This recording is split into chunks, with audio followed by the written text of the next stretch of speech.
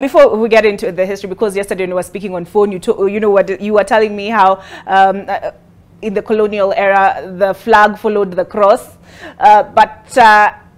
Does Kenya, in your view, fall in the strict definition of a secular state?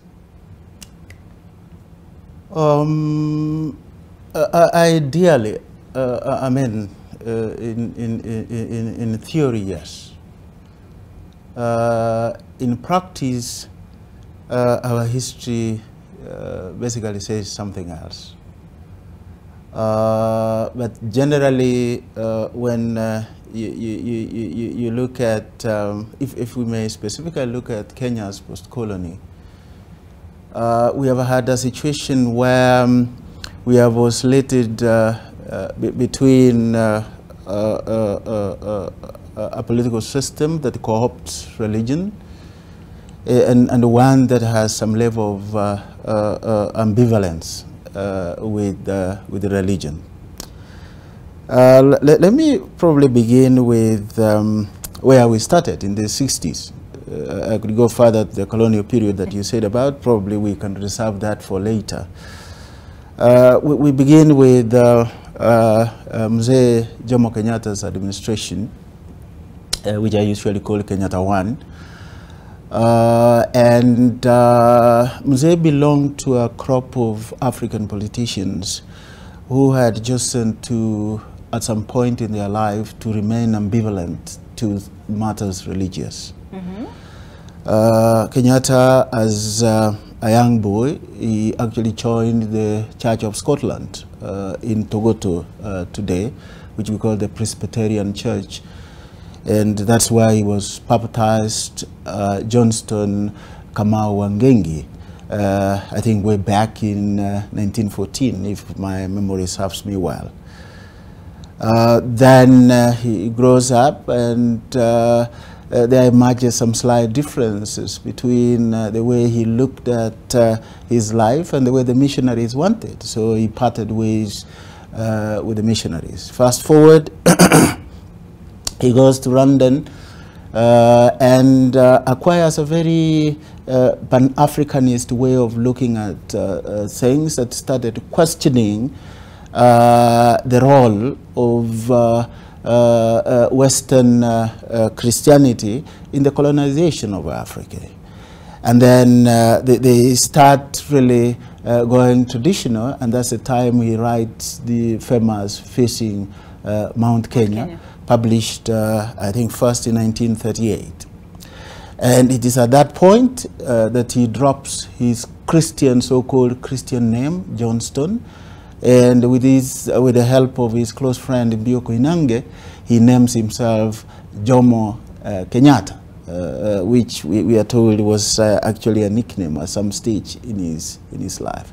So for Kenyatta's attitude towards religion as a nationalist before independence was one of constant questioning of the role of Western religion in the colonization of Africa. And he tends more to go to the traditional and cultural way of doing things.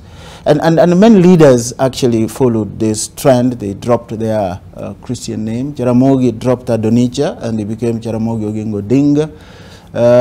President Kibaki, they could be President Kibaki, dropped Emilio and he became Mwai Kibaki. And that trend gets even to the 70s, when we see our own scholars, James Ngugi wa Thiong'o, dropping James and becoming just Ngugi wa Thiong'o. So Kenyatta was a laid-back African statesman who respected religion, but hardly got into the mixing of Western thinking of religious philosophy into his political administration. Moi provides a contrast, and a big one for that matter. A product of the Christian missionaries, particularly the African Inland Church.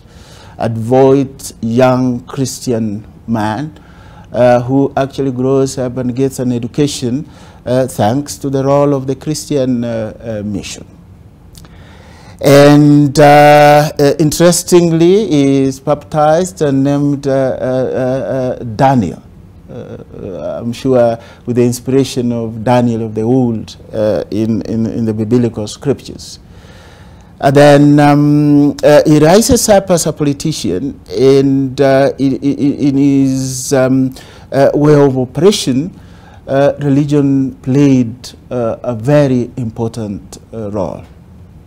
As he deputizes Kenyatta, he found himself in a very awkward situation where the political elites from Kenyatta's backyard didn't think that he was worth to succeed Mzee when it was increasingly becoming clear that Mzee was becoming weak, and he will actually leave by way of natural attrition anytime.